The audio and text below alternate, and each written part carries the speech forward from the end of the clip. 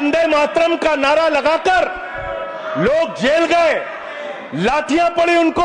RSS के 4 लोगों का नाम बताओ जो वंदे मातरम नारा लगा के जेल गए, उनका नाम बताओ आप। 4 लोगों का नाम बताओ आप नहीं बता सकते। आजादी के आंदोलन में आपका कोई इतिहास नहीं, यही आपकी कुंठा है। कभी आप कहते हो सरदार वल्लभ भाई पटेल आपके हैं।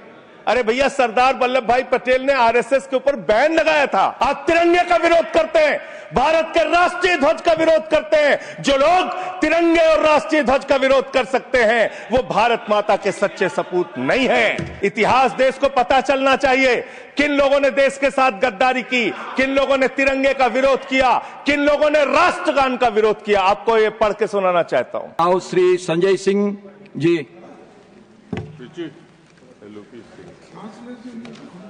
वंदे मातरम सर, आपका बहुत बहुत आभार कि आपने वंदे मातरम जैसे महत्वपूर्ण विषय पर मुझे अपनी बात कहने का अवसर दिया।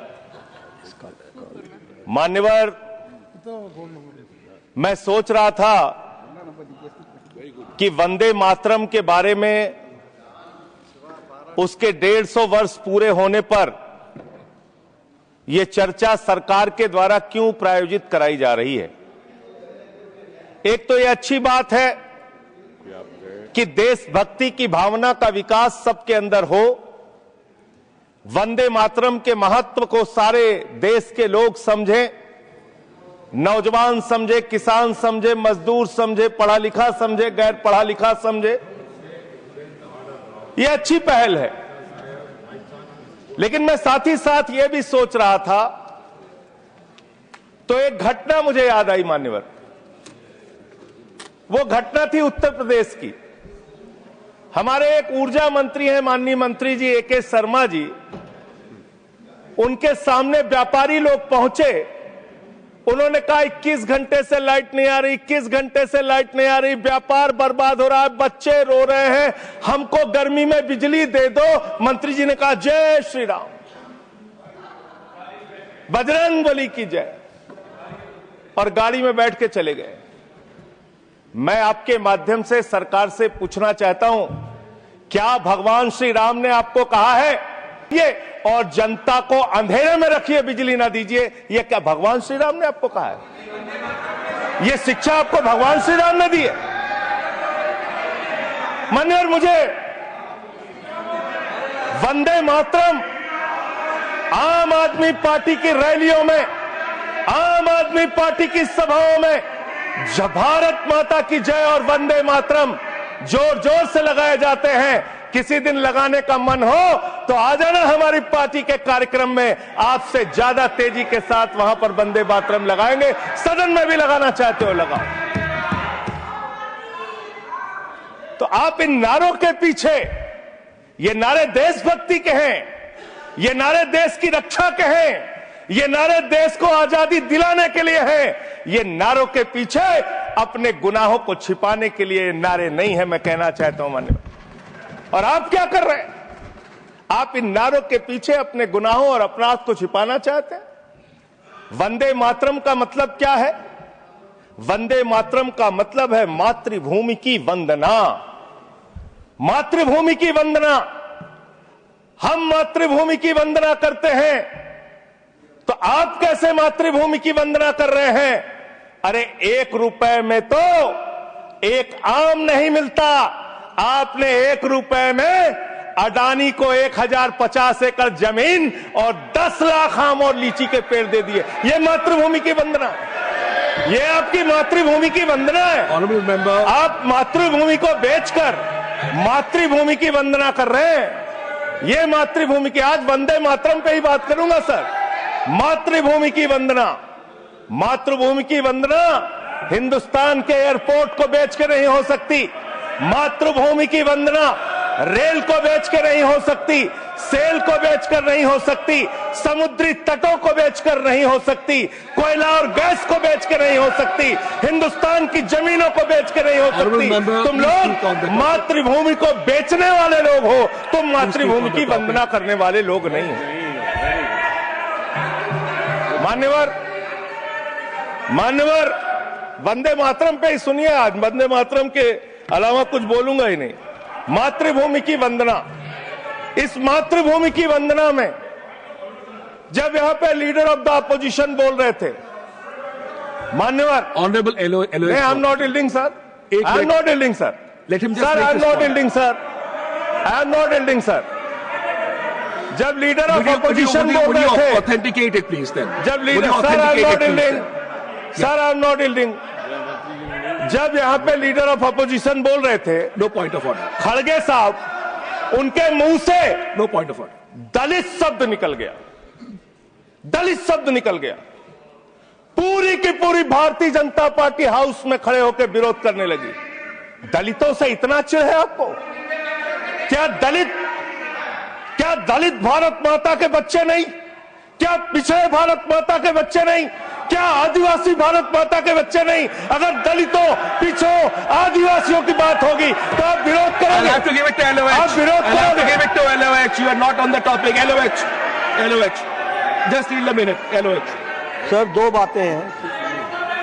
Please. LOH is on its legs. LOH is on its legs. Sir, दो बातें हैं। एक तो हम चाहते हैं कि डिबेट, हेल्दी डिबेट हो, तर्कों के साथ हो। अभी इन्होंने आरोप लगा दिया कि दलितों पर बीजेपी वाले एकदम हल्ला करने लगे। ऑन रिकॉर्ड है, मैंने कहा है दलित के विषय में कि ये हमारे पूज्य हैं, हमारे भाई हैं, ये ऑन रिकॉर्ड है। इस तरीके के स्वीपिंग स्टेटमेंट्स न दें और इस हाउस के माध्यम से देश को न करें, नंबर 1। नंबर 2, आपने कहा ये बेच दिया, ये बेच दिया, ये बेच दिया। आई से please authenticate on the floor of the house whatever you have charge. देखिए, आज सर बहुत अच्छी बात गृह मंत्री जी भी कह के गए और लीडर ऑफ द हाउस भी कह रहे हैं कि जो कुछ भी मैं बोलूं उसको ऑथेंटिकेट करूं। और मैं आपसे अनुरोध कर रहा हूं सर कि अगर मैं ऑथेंटिकेट ना करूं तो मेरे खिलाफ कार्रवाई की जाए। एक एक चीज मैं ऑथेंटिकेट करूंगा। अगर मैं कोई बात कह रहा हूं तो उसको ऑथेंटिकेट करूंगा। दूसरी बात, शहीद खुदीराम बोस की बात हुई सर, कल उस सदन में चर्चा हुई। हिंदुस्तान के सबसे युवा क्रांतिकारी जिन्होंने फांसी के फंदे को चूमा, वंदे मातरम का नारा लगाया। शहीद खुदीराम बोस, शहीद रोशन सिंह, शहीद राजेंद्र लहड़ी, शहीद अशफाक उल्ला, शहीद राम प्रसाद बिस्मिल, शहीद प्रफुल्ल चाकी, हिंदुस्तान के तमाम क्रांतिकारियों ने जब फांसी के फंदे को चूमा, शहीद आजम भगत सिंह, शहीद सुखदेव, शहीद राजगुरु, सबने वंदे मातरम का नारा लगाया, सबने वंदे मातरम का नारा लगाया। और शहीद खुदीराम बोस को अब आप याद कर रहे होंगे, मैं पिछले 31 साल से 3 दिसंबर को शहीद खुदीराम बोस की जयंती का आयोजन करता हूं। मेरी संस्था का नाम शहीद चंद्रशेखर आजाद के नाम पे है। शहीद खुदीराम बोस हिंदुस्तान के वो क्रांतिकारी थे, जब उनको फांसी के फंदे पे चढ़ाया गया और उनका जब अंतिम संस्कार हुआ तो जो राख उनके अंतिम संस्कार से निकली, मान्यवर, उसको बंगाल की माए तावीज बना के अपने बच्चों को पहनाती थी कि ऐसे ही बनना हिंदुस्तान के लिए क्रांतिकारी। यह इतिहास, यह हिंदुस्तान का इतिहास। लेकिन मैं आपके माध्यम से इस सरकार से पूछना चाहता हूं, आपके पुरखे इस वक्त क्या कर रहे थे जब शहीद आजम भगत सिंह वंदे मातरम लगा रहे थे, शहीद सुखदेव वंदे मातरम लगा रहे थे, शहीद राजगुरु वंदे मातरम का नारा लगा रहे थे, शहीद खुदीराम बोस वंदे मातरम का नारा लगा रहे थे? उस वक्त आप क्या कर रहे थे? क्या कर रहे थे आप? वंदे मातरम का नारा लगाकर लोग जेल गए, लाठियां पड़ी उनको। मैं आपके माध्यम से इस सरकार से पूछना चाहता हूं, आरएसएस के 4 लोगों का नाम बताओ जो वंदे मातरम नारा लगा के जेल गए, उनका नाम बताओ आप। 4 लोगों का नाम बताओ आप, अपने 4 पुरखों का नाम आप बताओ। आप नहीं बता सकते क्योंकि आजादी के आंदोलन में आपका कोई इतिहास नहीं, आजादी के आंदोलन में आपका कोई इतिहास नहीं, यही आपकी कुंठा है। तो इसलिए कभी आप कहते हो सरदार वल्लभ भाई पटेल आपके हैं। अरे भैया, सरदार वल्लभ भाई पटेल ने आरएसएस के ऊपर बैन लगाया था, यह रिकॉर्डेड हिस्ट्री है। और जब 18 महीने जेल में रखा गया आरएसएस के लोगों को राष्ट्रपिता महात्मा गांधी की हत्या के अपराध में, जब उनको छोड़ा गया, बैन हटाया गया, तो उसमें शर्त लगाई कि आप राष्ट्रीय ध्वज को मानेंगे, यानी कि आप तिरंगे झंडे को भी नहीं मानते थे। आपने 52 साल तक हिंदुस्तान का तिरंगा झंडा आरएसएस के मुख्यालय पे नहीं फहराया सर, नहीं फहराया। और 3 लोगों ने आरएसएस के मुख्यालय पर जब ये झंडा फहराया, उन तीनों के नाम मैं पढ़ रहा हूं, विजय, उन्मत, दिलीप, इन तीनों लोगों के खिलाफ आरएसएस ने एफआईआर दर्ज कराई। किस अपराध में? कि हमारे दफ्तर में तिरंगा क्यों फहरा दिया। और कितने साल तक मुकदमा लड़े? 13 साल तक मुकदमा लड़े। यह है आपकी असलियत। आप तिरंगे का विरोध करते हैं, भारत के राष्ट्रीय ध्वज का विरोध करते हैं। जो लोग तिरंगे और राष्ट्रीय ध्वज का विरोध कर सकते हैं वो भारत माता के सच्चे सपूत नहीं है, वो नहीं है हमारे निगाह में। और मैं आपको बताता हूं सर ये है 28 दिसंबर 1949 का ऑर्गेनाइजर पत्र। इसको भी रखूंगा क्योंकि आज गृह मंत्री जी और लीडर ऑफ द हाउस दोनों कह के गए रिकॉर्ड पे सारी चीजें आनी चाहिए। इसको रिकॉर्ड पे रखना चाहिए। इतिहास देश को पता चलना चाहिए किन लोगों ने देश के साथ गद्दारी की, किन लोगों ने तिरंगे का विरोध किया, किन लोगों ने राष्ट्रगान का विरोध किया। आपको ये पढ़ के सुनाना चाहता हूं। ये ऑर्गेनाइजर है, क्या लिख रहा है? What is the moral sanction behind government's choice of Jan Gana Man, except that it can be made an item of entertainment? आप राष्ट्रगान का विरोध कर रहे हैं, आप भारत के राष्ट्रगान का विरोध कर रहे हैं। आपके मुख्य पत्र में भारत के राष्ट्रगान का विरोध लिखा गया है। इसके लिए भारत के प्रधानमंत्री को और पूरी की पूरी भारतीय जनता पार्टी को, जो अपने आप को आरएसएस को अपना आदर्श मानती है, पूरे देश से माफी मांगनी चाहिए। ये रिकॉर्ड पे लाऊंगा सर, इसको रख लीजिएगा, ये रिकॉर्ड पे रखा जाए। मान्यवर, फिर से बोल दे रहा हूं, 28 दिसंबर 1949 ऑर्गेनाइजर अखबार जो आरएसएस का मुख्य पत्र है, और इस आरएसएस के मुख्य पत्र में फिर से लिख दे रहा हूं, फिर से पढ़ दे रहा हूं क्या लिखा हुआ है। What is the moral sanction behind government's choice of Jan Gana Man? Unnecessary it will get provoked. It can Continue, be please. made an Please item continue. of entertainment. Please continue. ये लिखा हुआ। Sanjay ji unnecessarily provoke. Continue. Continue. अच्छा। Sir, मैं आपसे ये कहना चाहता हूं कि आपने तिरंगे का विरोध किया, राष्ट्रगान का विरोध किया, वंदे मातरम आपने लगाया नहीं कभी। कोई आपका व्यक्ति देश की आजादी के आंदोलन में जेल नहीं गया। कभी आपने कोई देश के लिए, हमारे यहां अवधि में कहावत है, नाखून कटाए कि शहीद ना बना भैया। तू तो नाखूनों नहीं कटाया भैया, बिना नाखून कटाए शहीद बना चाहता है, बिना नाखून कटाए शहीद। ऐसे काम नहीं चलेगा सर। जिन्ना का भी जिक्र कल दूसरे सदन में हुआ, प्रधानमंत्री जी ने जिक्र किया। जिन्ना के साथ आपके कितने गहरे और मधुर संबंध थे, क्या इस देश के लोगों को पता है? नहीं पता, मैं बताता हूं। श्यामा प्रसाद मुखर्जी जी फजलुल हक की गवर्नमेंट में फाइनेंस मिनिस्टर थे, और फाइनेंस मिनिस्टर रहते हुए उन्होंने अंग्रेज गवर्नर को चिट्ठी लिखी थी। Shyama Prasad followed this and told Governor Herbert the administration of the Bengal province should be carried on in such a manner that in spite of the best efforts of the Congress, this Quit India movement will fail. ये चिट्ठी लिखी है।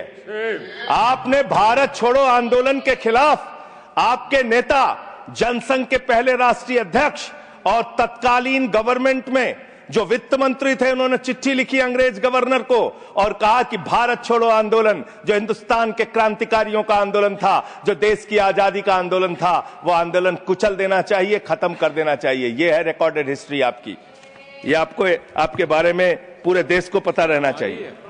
अब जिन्ना, हाँ, इसको भी सभा के पटल पर रखूंगा। जिन्ना और आपके रिश्ते क्या थे? कितने मधुर रिश्ते थे। एक राज्य में सरकार नहीं बनाई मान्यवर इन्होंने।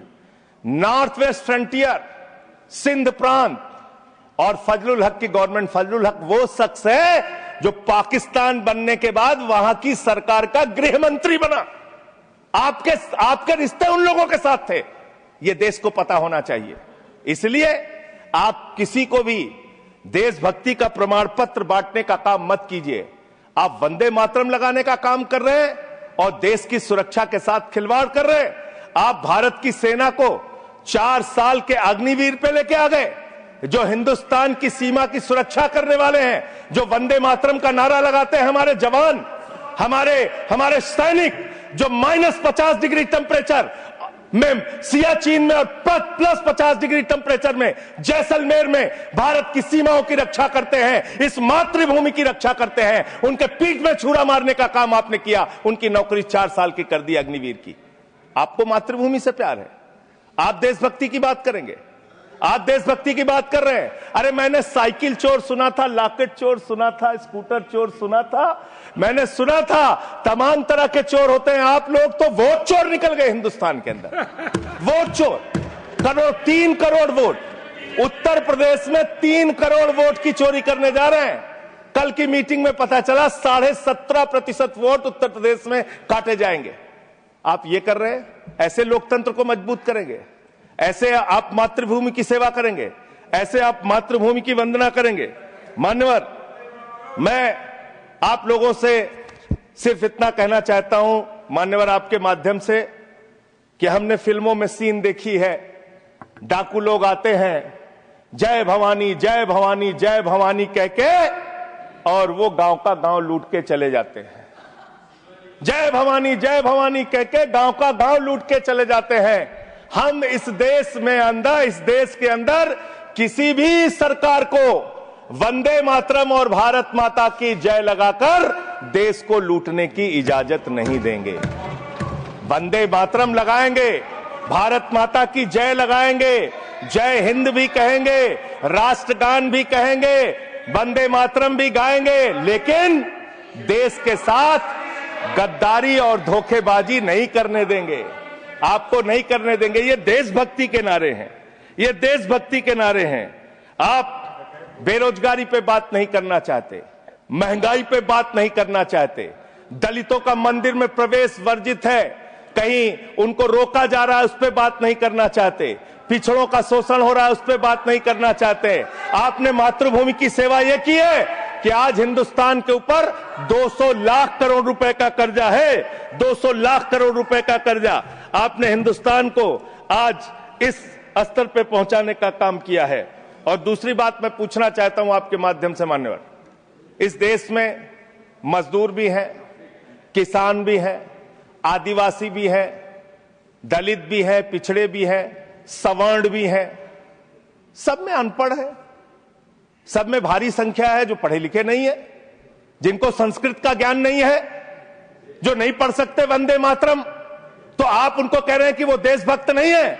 मैं आपके माध्यम से कहना चाहता हूं, वो देश को लूटने वाले अडानी जैसे पूंजीपतियों से ज्यादा बड़े देशभक्त हैं, जो अपने बच्चों के लिए श्रम करते हैं, मजदूरी करते हैं, कुली का काम करते हैं और अपने बच्चों का पेट भी पालते हैं, देश की भी सेवा करते हैं। वो आपसे ज्यादा देशभक्त हैं। उनकी देशभक्ति को आप इससे चेक करने का काम मत कीजिए, उससे परीक्षा करने का काम मत कीजिए। मान्यवर, मैं अंत में एक और बयान आया, उसका जिक्र करके अपनी बात को खत्म करूंगा।